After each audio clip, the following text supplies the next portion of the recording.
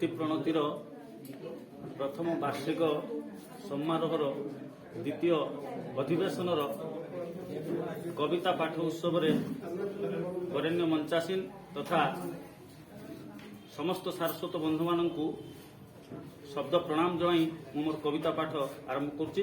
ମୋ କବିତାର ଶୀର୍ଷକ ମଧୁଝରା ମୋ ଗାଁ। ଆଜ୍ଞା, ମୁଁ ମାନସ କୁମାର ପାଢ଼ୀ, ମୋ ଘର ଇରମ, ବାସୁଦେବପୁର, ଭଦ୍ରକରୁ ଆସିଛି। ମଧୁଝରା ମୋ ଗାଁ। ନଦ ନଦୀର ବିଲ ପାହାଡ଼ ଶାଗୁଆ ଗଛ ଘେରା, ଦୂରୁ ଦେଖିଲେ ଜାଣି ମୁଁ ପାରେ ସେଇ ମୋ ଗାଁ ପରା, ସେଇ ମୋ ଗାଁ ପରା। ସକାଳ ହେଲେ ଗଛ ଡାଳରେ କୋଇଲି ଡାକେ ଆହା, ମନ୍ଦିର ଘଣ୍ଟା ସଞ୍ଜ ଆରତି ସଞ୍ଜକୁ ଡାକେ ଆ, ସଞ୍ଜକୁ ଡାକେ ଆ।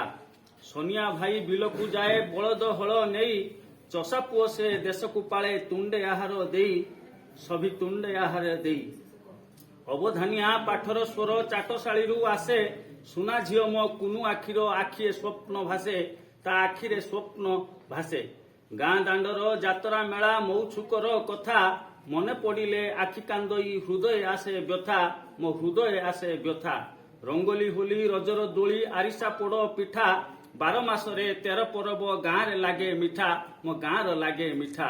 ନୂଆ ବୋହୁର ଝୋଟି ମୁରୁଜ ଗାଁ ଦାଣ୍ଡରେ ଦିଶେ, ଚଳଚଞ୍ଚଳ ମପଲ୍ଲୀ ଭୂଇଁ ପ୍ରକୃତି କୋଳେ ହସେ, ସେ ପ୍ରକୃତି କୋଳେ ହସେ। ଝାଟି ମାଟିର ତା ନଡ଼ା ଛପର କିଆ ଚାକୁନ୍ଦା ଘେରା, ଗାଁଟି ମୋର ମା ପରିକା ସତେ କି ମଧୁ ଝରା, ସତେ କି ମଧୁ ଝରା।